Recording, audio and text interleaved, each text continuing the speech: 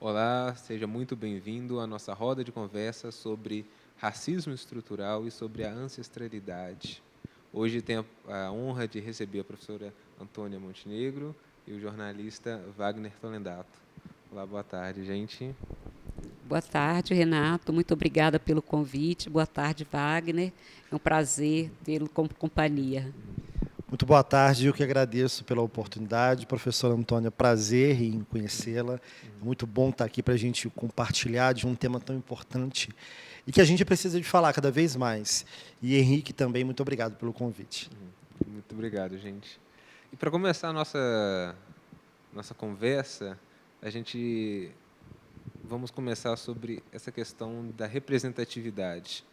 Como que vocês se sentem sendo referência para tantas pessoas negras, você, Wagner, né, em todo o estado, onde que a Rede Globo apresenta o Bom Dia Minas, o MG1, né? O Bom Dia Minas, o MG2 também.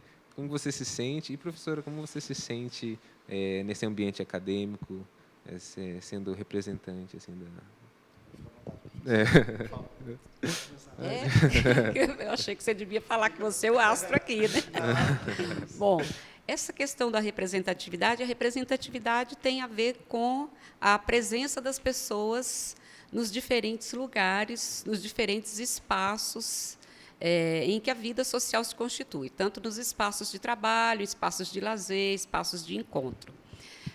No meu caso, então, eu estou num espaço que, tradicionalmente, é um espaço acadêmico. O espaço acadêmico é um espaço, digamos assim, mais específico para grupos mais elitizados. Então, a presença de pessoas negras é sempre residual, e particularmente de mulheres negras, né? Então, estar aqui está ocupando um espaço por aquilo que eu reconheço da minha capacidade, mas que eu vejo que há muitas barreiras para aqueles que são do meu mesmo grupo étnico-racial, que têm iguais competências, capacidades, mas que muitas vezes não conseguem nem ao menos adentrar, porque não é permitido, nem mesmo que eles se apresentem para concorrer a alguma vaga, né? Então, é um espaço privilegiado, é um espaço em que é, como eu disse, muito residual. Então, eu penso que eu ocupo aqui, mais do que um papel de professora, também um papel de trazer esse debate, essa discussão sobre por que esse espaço ele não representa mais a pluralidade de grupos que se compõe a sociedade brasileira, dentre eles o grupo, a população negra, a população parda e outras populações. Trazendo um pouco para a minha vivência, né, para o mundo da televisão, quando a gente chega, assume, ocupa também esse espaço, é de grande responsabilidade. Por quê? Em primeiro lugar, estamos ali porque chegaram primeiro os nossos ancestrais. Então, tem toda essa bagagem, dando uma continuidade. E, além disso, temos que também trazer outras pessoas para frente da tela, para o jornalismo, para outras possibilidades que a comunicação nos oferece. E aí, quando a gente olha a televisão atualmente, nesse cenário como um todo, a gente vê um certo movimento, um pouquinho diferente dessa situação acadêmica. Cada vez mais inserindo essas pessoas, nós entramos. Por quê? E chegamos para ocupar esses espaços com o nosso potencial. Apesar do que a gente vê ainda boa parte da população, uma parcela ainda, se remetendo a todo esse movimento, como eu já escutei várias vezes, que estamos ali para cumprir uma cota.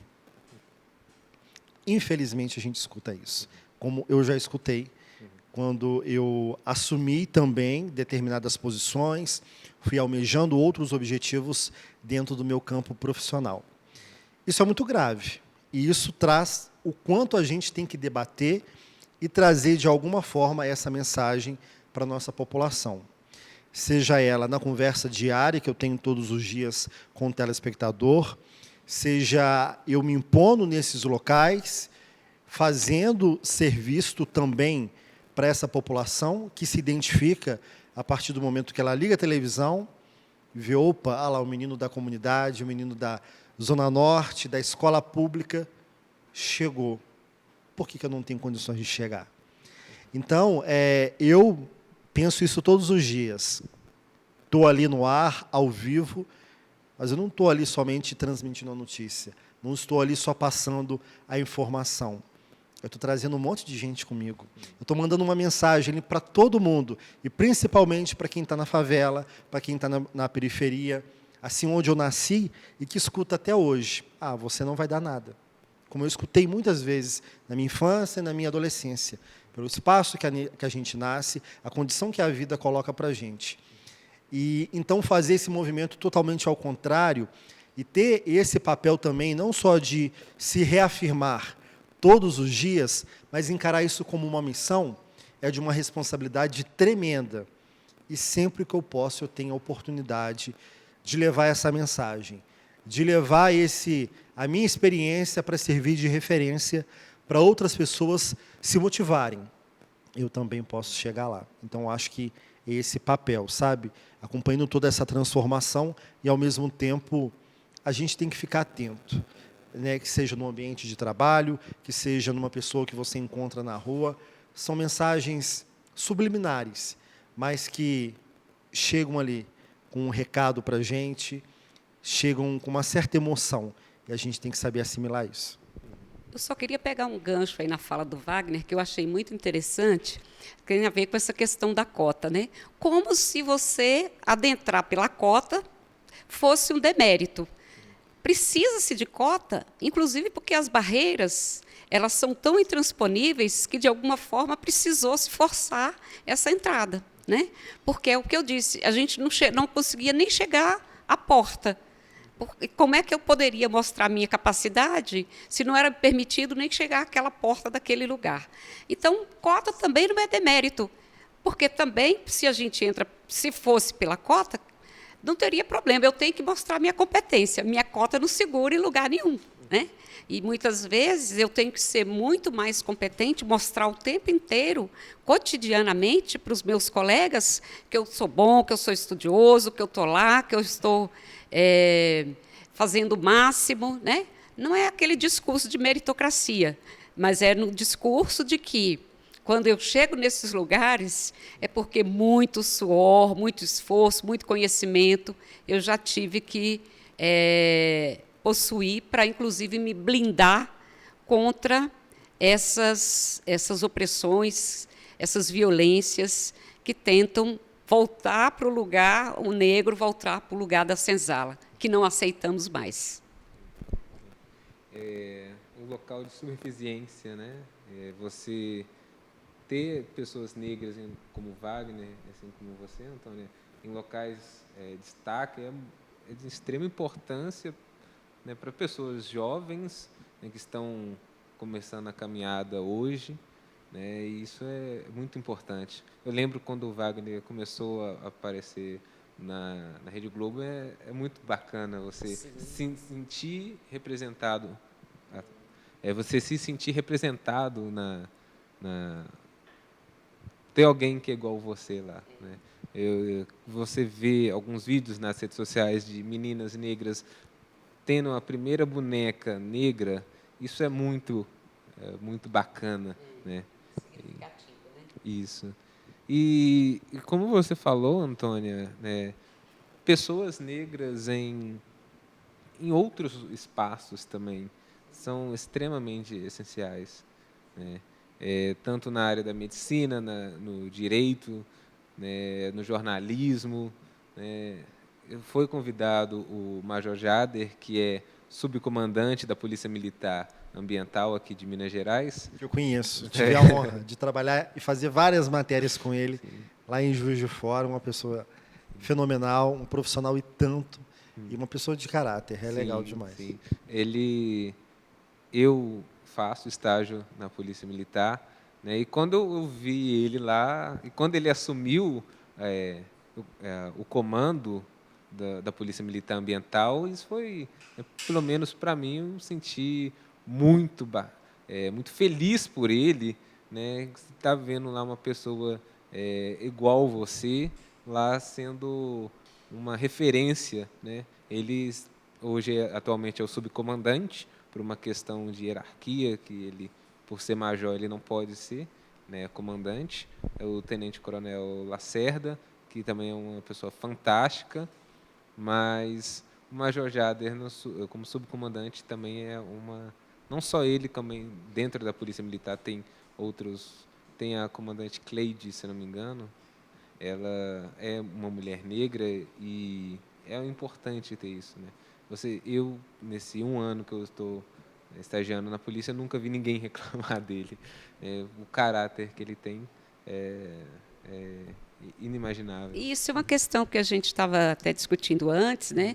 Que é uma instituição, a Polícia Militar, as polícias, de um modo geral, mas a Polícia Militar, né? Porque, por exemplo, diferente da Polícia Federal, você não vê muitos negros na Polícia Federal, né? Mas as polícias militares, elas têm um largo contingente de populações negras e pardas, né? Pretos e pardos, mas que estão nos cargos mais, na hierarquia, nos cargos de menor hierarquia. Você vê um ou outro, ao longo da história, a gente vê aí a expressão de alguns comandantes, até no Exército, né, negros, mas por ser uma instituição que tem um volume significativo de pessoas pretas e pardas, o que me parece é que não tem nos cargos de chefia, que são cargos de comando, de exercício de poder, que esses cargos não têm a mesma proporção dos próprios sujeitos que compõem a maioria dentro da corporação, né? Que já é resultado exatamente de uma estrutura social que vai alijando os grupos pretos e pardos desses lugares de poder e de tomada de decisão, né? E é preciso, sim, né? Pegando até como gancho a fala da professora e a sua, Henrique, relato próprio, quando a gente chega num ambiente, num local novo de trabalho, seja em qualquer instituição, e você encontra pessoas pretas. Acho que o primeiro sentimento que a gente tem ali é como se fosse um abraço. A gente faz assim, né? A gente é diferente, porque ali você sente um acolhimento, você começa a entender a trajetória daquela outra pessoa, como que ela está ali naquele cargo, ocupando aquela situação, o que ela também venceu de barreiras, e está ali meio que de mão dada com você. É o sentimento que a gente tem. Então, acredito que a professora também já se deparou com isso. Sim, com certeza. Aí você fala assim, poxa, não estou sozinho, né? Então, isso é uma coisa que acomete mesmo, você encontrar alguém que é parecido com você, você fala, poxa, então, estou acolhido, não estou sozinho, né? Isso você falou bem desse sentimento, que é exatamente um sentimento de não estar sozinho, de estar sendo acolhido, de estar ali um igual, uma pessoa que, como você sabe que a trajetória dela também foi uma trajetória similar à sua, né? Isso é elemento de identificação na hora. Isso é uma coisa sensacional você colocar isso. Eu queria uma pergunta pessoal para vocês. Como vocês vêm lidando com, ultrapassando todas essas barreiras, né? Tanto no jornalismo, tanto aqui na academia? Conte um pouquinho para a gente. Assim. A academia ela tem alguns critérios, assim, que, por exemplo, a produção de artigos, a produção acadêmica exige, então, às vezes, isso facilita um pouco, né? Porque aí você também tem alguns critérios, em algum momento, nem é sempre objetivo, mas tem alguns critérios que permitem você estar ali mostrando a sua competência, a sua condição. como eu lido com isso? Né? Não é fácil, porque são nos momentos mais singulares, mais cotidianos, que a gente vê expressões que te colocam em xeque, que te colocam numa situação de indignidade, do tipo, né, não é competente para isso. Eu encontro muito isso, às vezes, entre determinados pares que, sutilmente, porque o Brasil ele tem uma característica, né? Todo mundo sabe que tem racismo, mas ninguém se reconhece racista, né? Então, você falar para uma pessoa que ela é racista é uma ofensa, porque ela é, mas as ações dela, as condutas, de te alijar sempre de determinados processos, de dar preferência a outros sujeitos que, às vezes, não têm a igual formação ou competência que você. Né? Então, você vai vendo sutilmente, acoplado a essa questão, a coisa do amiguismo, né? Os amigos, e os amigos que são aqueles que também são do mesmo grupo racial, né? Como diz a Cida Bento, né? O pacto da branquitude que a branquitude vai protegendo os seus. E de forma muito sutil, porque na hora que você fala, se você fala que tem alguma coisa racial, eles já jogam a responsabilidade como se você estivesse se vitimizando. Né? Ah, não, está se fazendo de vítima, agora tudo é questão racial, tudo é questão... Ora, mas a situação está posta. Você tem um sujeito que tem menos capacidade que você, já demonstrou, que, inclusive, tem relações interpessoais extremamente difíceis, e que essas pessoas são permitidos determinados espaços, determinados lugares, e que você está sempre sendo alijado. E o que explica, se você tem todas as competências, todas as capacidades, tem aprovação dos alunos, tem aprovação de outros colegas, o que justifica de você não estar plenamente, podendo mostrar plenamente suas capacidades? E aí fica-se muito... Aí você fala, é racismo. Não, não é assim, isso é vitimismo, não se pode, hoje não se pode falar, não se pode... Então, é um lugar também em que isso é tabu. A universidade ainda tem um tabu em discutir essa questão do racismo nas suas fileiras, nas suas manifestações cotidianas, né? Nas escolhas dos sujeitos que vão ocupar lugares, na própria... mesmo tendo alguns critérios que aparentemente são objetivos, né, para a progressão, para a inserção em determinados espaços dentro da universidade, você vê que são atravessados ou por relações de amizade, que são relações de amizade do mesmo grupo étnico, né? Então está uma reprodução, né? Sempre um escamoteio, escamoteando, te colocando em lugares que são subalternizados, que são minorizados, enfim. Agora, vai dizer que isso é racismo. Nossa, como se você tivesse feito uma ofensa assim, escabrosa, né? Eu levei um tempo para entender, principalmente trabalhando no meio, né, da imprensa e fazendo esse apanhado desde o meu tempo de formado, onde eu comecei a atuar também no jornalismo televisivo, custei a entender que, no meio de comunicação, que trabalha e leva essa mensagem sempre, todos os dias, estou falando de qualquer veículo, também possa acontecer isso. Eu fui entendendo, de tanto apanhar no dia a dia, de se decepcionar, de ver mensagens subliminares e o racismo acontecer, ainda que de forma bem distinta, às vezes uma falta de oportunidade, um olhar diferente, uma pergunta, mas o que você está fazendo aí nesse espaço? Você não é da rua? O que você está fazendo nesse ambiente? Como que você conseguiu chegar? O que você fez?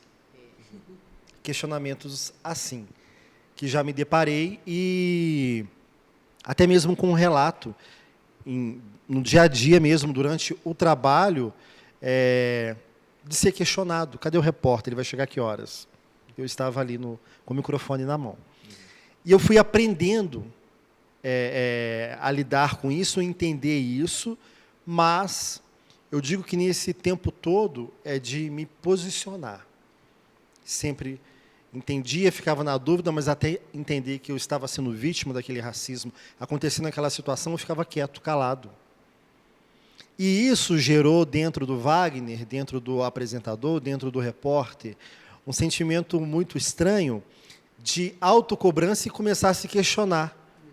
Será que eu devo? Será que eu estou aqui pela minha capacidade? Começou esse questionamento para mim mesmo. E foi o tempo. Foi o tempo que foi me mostrando para virar a chavinha. Opa, não. Eu simplesmente olhei pelo retrovisor e vi tudo que eu já passei para chegar onde eu estou, o que eu passei, encarei e conquistei com o meu trabalho. Isso é muito grave, porque isso vai deixando marcas na gente. Marcas físicas, psicológicas, sentimentais. E se a gente não se atenta para isso, a gente deixa esse movimento, digamos que racista, tomar conta. E a gente não pode, de forma alguma. Isso acaba refletindo de alguma forma. Sai ali do nosso ambiente de trabalho, vai para a nossa casa, para a nossa vida, para o nosso filho, para a nossa esposa, a nossa família. Uma coisa que você fala, só completando, que essas perguntas, nenhum branco é feito, são perguntas que não se faz a uma pessoa branca que está no lugar de prestígio. Sim, subentende que ela está ali pela competência, pela capacidade. Impressionante. Como se fosse algo automático, né? É como se fosse uma chavinha. Não, ela é branca, ela passou por todos os processos, tem qualificação, estudou para isso e está ali. Isso. Sim. Só para os pretos e pardos que são indagados. Como é que você chegou? O que você fez? Sabe, é tão naturalizado que ninguém pensa assim, eu vou chegar lá e perguntar àquela menina que é loura, como é que ela chegou, como é que ela fez. Não, sabe? Sem querer colocar a diversidade, ser adversário do outro. Não é isso. Não é que o outro é o meu adversário porque ele é branco, eu sou preto. Não. Estou dizendo de uma condição que a estrutura coloca. Ninguém pergunta para um profissional que está lá à frente da televisão, como é que ele chegou ali, o que ele fez. O pressuposto é de que o William Bonner está lá porque ele era competente, porque ele era aquilo. Agora, o Wagner, será que foi pela cota? O que foi? Ele tem algum amigo? Como é que foi? Né? Então, são questões, só o perguntar já traz embutido esse estranhamento de que esse lugar, esse lugar não te pertence, como é que você está aí? Né? Tem uma frase da Glória Maria que diz muito bem, né? O racismo ela dói na alma, né? Perguntas que possam parecer simples, mas machuca muito, né? Você está em uma festa de casamento, garçom, tem como trazer uma cerveja ou um refrigerante para nós aqui? Mesmo você sendo convidado, né? Você, como Wagner, né? Você está entrevistando com o microfone na mão, na frente da câmera. Cadê o repórter? Né? Eu me lembro dessa situação por dois motivos. Aconteceu lá na minha cidade, e eu estava na rua produzindo uma matéria para o Jornal do Horário do Almoço. Era dezembro, era uma matéria sobre Natal. As pessoas que enfeitavam, tinham esse espírito vivo, essa empolgação de montar a árvore. E nós fomos num bairro de classe média alta, na cidade, entrevistar num apartamento, todo um esquema de segurança para chegar, enfim. E aí chegamos no apartamento dessa senhora, somente eu e o repórter cinematográfico, ele com a câmera e eu com o microfone, com a canopla, identificando, enfim. Eu com uma blusa social, enfim, né? Recebeu a gente, bom dia e tal. Aí ela perguntou, como que eu vou fazer? Muito nervosa. Eu falei, não, pode ficar tranquila, a gente vai conversando. Tá. Aí ela falou assim, mas que horas que o repórter vai chegar? Aquilo, o repórter cinematográfico olhou assim, com um olhar de espanto para mim, e eu muito recém-chegado na profissão, imediatamente eu falei assim, não, só eu. Balancei assim o microfone para ela. Ela falou, tá, beleza, então. Mas aquilo me doeu, me incomodou e ficou marcado. Por que não eu poderia ser o jornalista, o repórter? Por quê?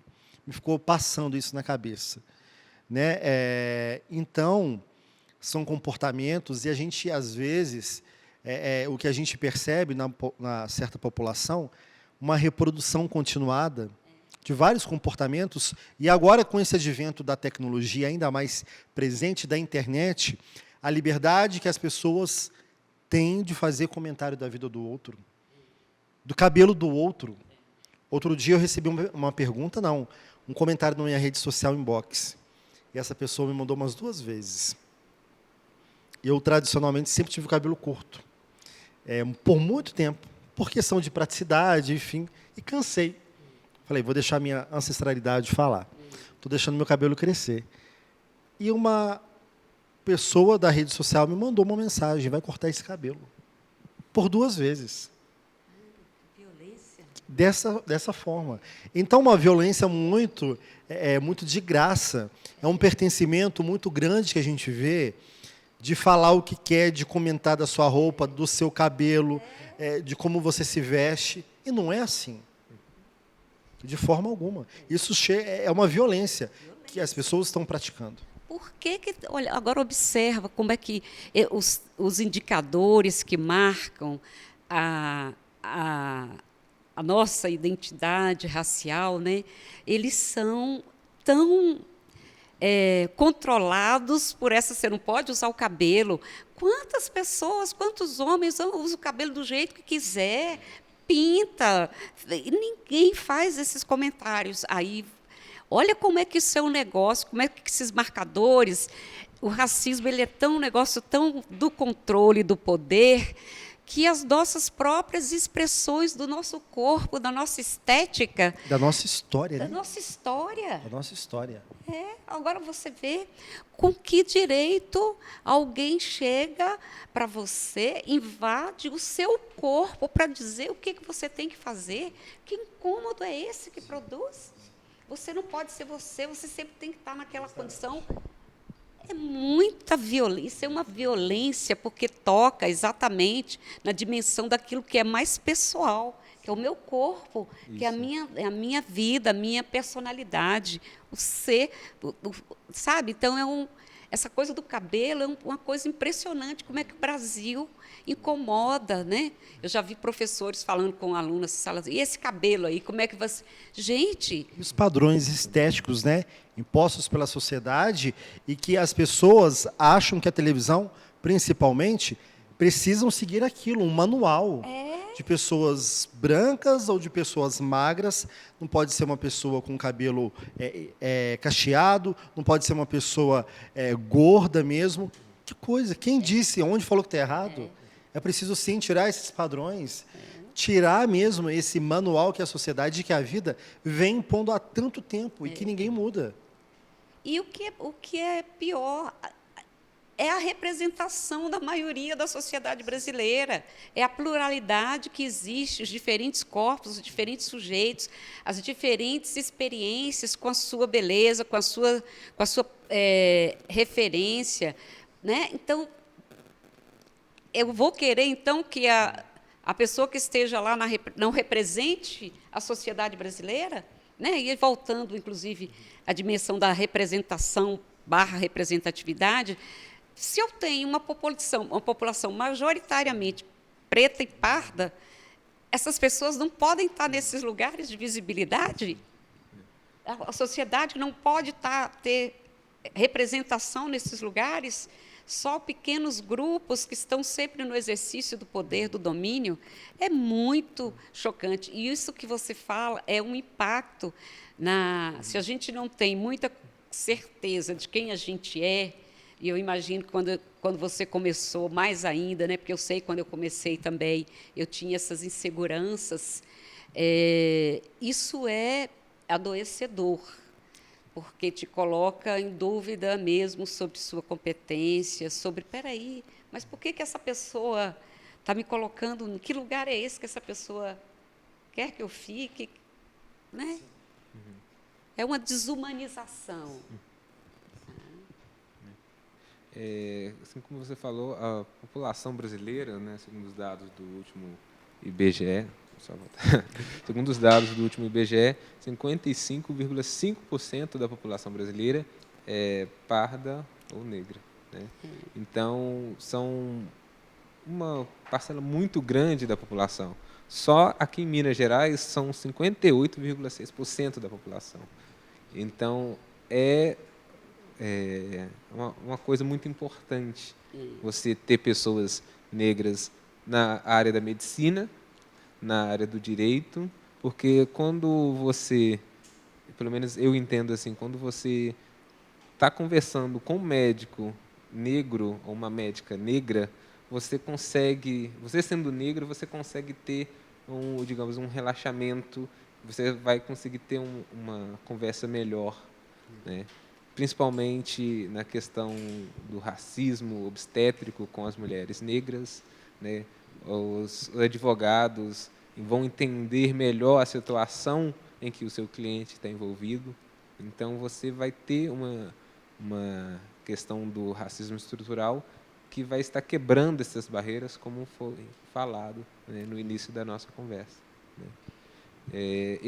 Quando eu fui procurar os convidados, eu logo de mente pensei em vocês dois. Eu também pensei, se eu pudesse, eu teria umas 20 pessoas de todas as áreas para falar, mas eu pensei os pontos chaves, né? Eu como futuro jornalista, o Wagner como universitário ainda na universidade, você, professora, o Major Jader, né, na área da segurança pública. Pensei um médico ou uma médica, ou um advogado ou advogada, para falar para a gente como que é o dia a dia, né? E tive uma certa dificuldade, principalmente na área de medicina, que eu acabei não encontrando em tempo hábil para vir participar da nossa conversa. Até encontrei alguns advogados, mas por questão de agenda não puderam vir. Mas é um ambiente que a gente vê que, infelizmente, ainda tem poucas pessoas, e as poucas pessoas que tem, elas não são tão conhecidas, estão tão à frente, assim, né? E como vocês... você é pai, né? Você também... Como vocês lidam isso ou passam isso para os seus filhos? Olha, minha pequenininha tem 5 anos. Que delícia. E adora boneca, né?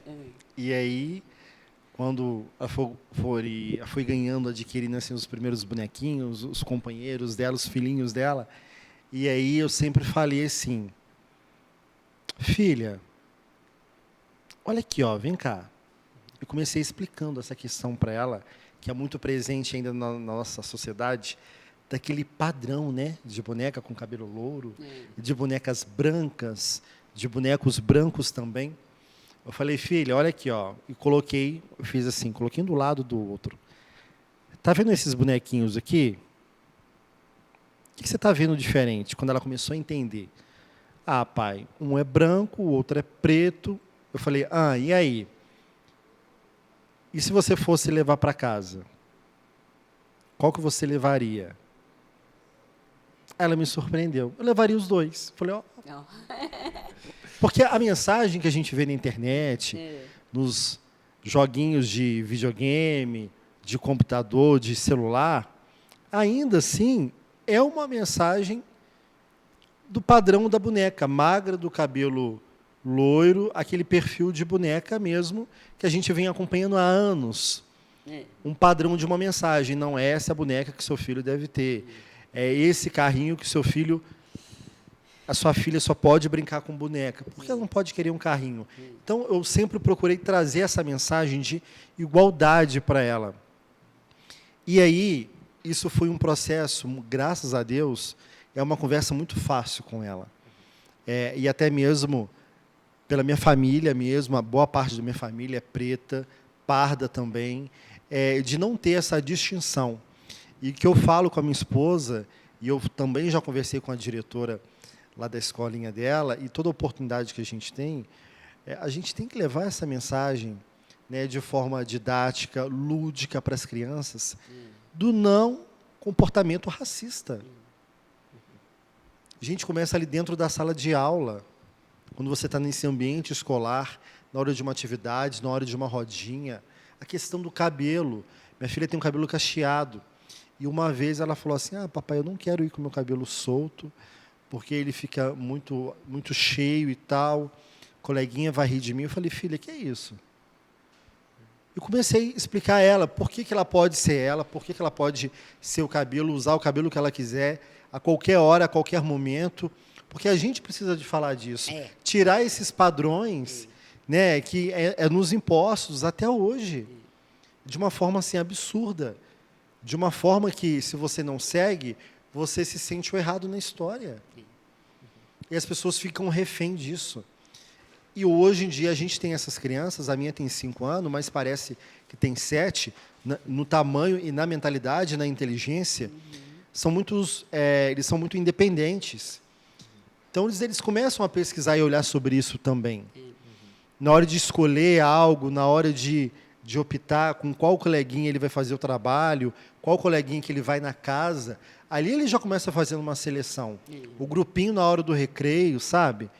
E o que falar, esse tal do, não, estava brincando, não é brincadeira. De forma alguma.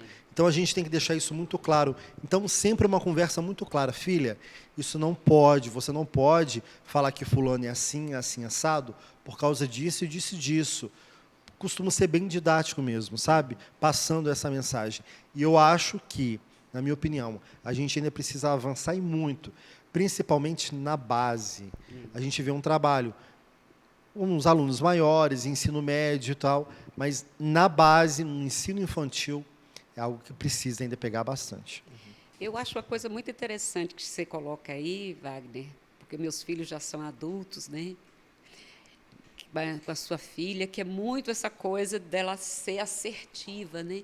Ter assertividade, se reconhecer sempre como uma pessoa com a sua capacidade, essa coisa da assertividade, se colocar, nunca abaixar a cabeça, né? Principalmente com relação a essas questões que tocam a tentativa de inferiorização dela pelo fato do racismo. Acho que é um componente importante. Toda família ela precisa lidar com, principalmente as famílias pardas e pretas, precisam trabalhar com as crianças de modo que elas se reconheçam na sua beleza, na sua capacidade e serem assertivas e não aceitarem esse tipo de posicionamento que as inferioriza. E aí nós temos um papel importante. A escola tem um papel importante para levar isso para os outros grupos, mas internamente, na nossa formação, é preciso a gente ter muita clareza de falar o percalço que foi a nossa trajetória, o que significa a luta pelas barreiras, as resistências, né, e como que a gente se fortalece a partir dessa luta que o nosso grupo, essa população tem, aquilo que você disse, a nossa ancestralidade tem trazido para se fazer reconhecer e ocupar esses lugares que eles são de direito. Os meus 2 filhos, eu sempre trabalhei com essa perspectiva, eles sempre acompanharam, sempre discutimos muito em casa essa questão racial, essa questão dos preconceitos, como eles se mostram muito sutilmente, né? Isso sempre foi uma questão de reforço para a própria percepção deles como sujeitos que estão inseridos dentro de um contexto que vai estar cobrando deles determinados posicionamentos, determinadas situações que eles têm que estar ali muito firmes. Então, eu acho que essa coisa da assertividade da sua filha, sabe? Principalmente a mulher negra, né? Sim. Que tem outra camada aí de subordinação, de imposição. Então, ainda mais dela ser capaz de crescer, acreditando no potencial dela, sendo assertiva, se afirmar, e valorizar, ver a trajetória do pai, ver a trajetória da família, e dizer o quanto que isso é rico, ter orgulho disso. A gente vai já caminhando para o final da nossa conversa, que por mim a gente ficaria mais horas. Não é? Que são muitos É uma temas, troca muito importante. Sim, são muitos Né? assuntos. E que mexe com a gente. Eu nesse bate-papo que várias vezes os olhos ficam marejados porque mexe com a gente, né? Com o nosso sentimento, recorda a gente de muita coisa e da nossa trajetória. E que oportunidade muito bacana essa da gente estar ampliando, né? De alguma forma, assim, esse auditório está lotado, essa mensagem vai chegar para milhares e milhares de pessoas e a nossa missão é essa, né, professora? Com certeza. Quando fui começar a idealizar as perguntas, eu tive a ideia de ir para a rua, né? Eu gosto de ir na rua e ver o que a população está pensando sobre isso. Eu fui para a Praça da Liberdade no sábado, fui conversar com as pessoas sobre quais pessoas negras em locais de referência. A gente viu algumas pessoas que, de bate-pronto, já falou alguns nomes. Mulheres negras, infelizmente, foram algumas alunas do curso de Direito da UFMG que falaram, algumas autoras negras. Tivemos, a maioria, homens negros, como Barack Obama, Michael Jackson, Pelé, Vinícius Júnior, né? Mas teve um caso que chamou um pouco a atenção. Foi uma família que veio do sul do Brasil, que teve um pouco de dificuldade de lembrar alguns nomes, né? Mas eles foram super atenciosos e admitiram que, assim, não são capazes de lembrar e até se sentiram assim um pouco constrangidos, né? Isso eu achei bacana da parte deles de admitir, né? Mas aí vem a pergunta que eu faço a vocês: como vocês veem as pessoas brancas? O que elas podem fazer para acabar com essa questão do racismo estrutural, acabar com essa questão do racismo no modo geral? Olha, vou trazer um pouco da minha vivência.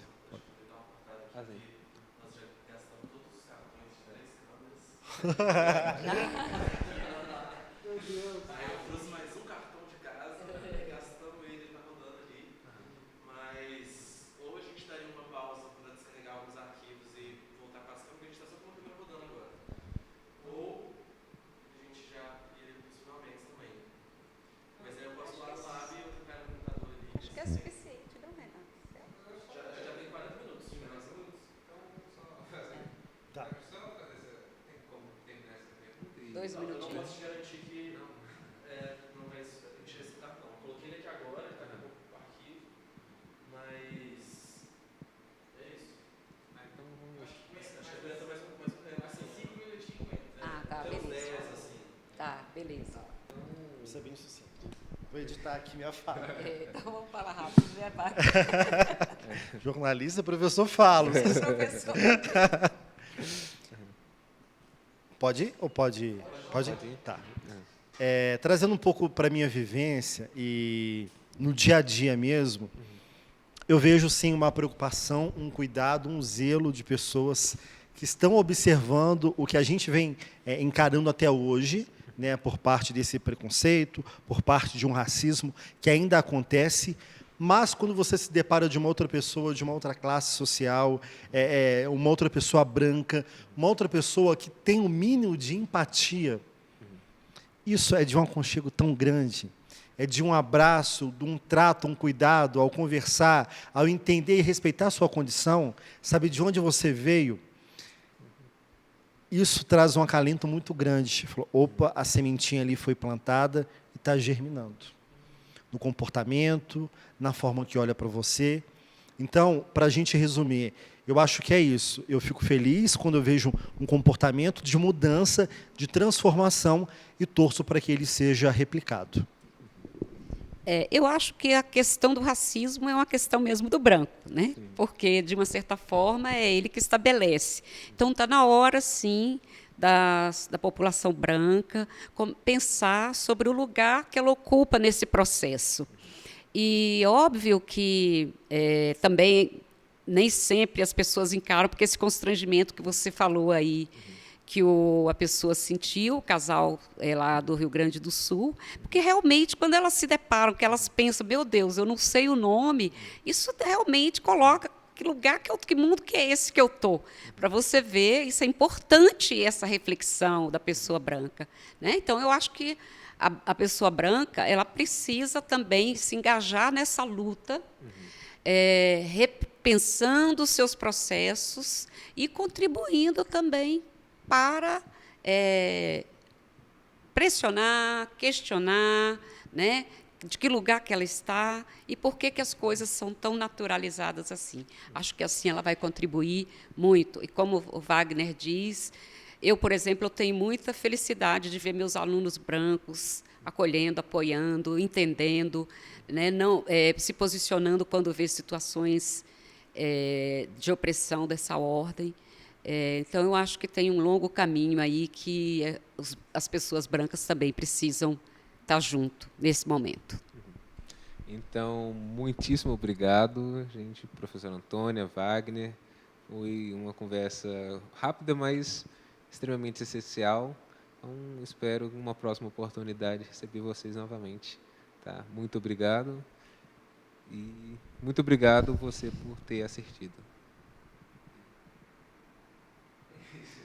Deu certo?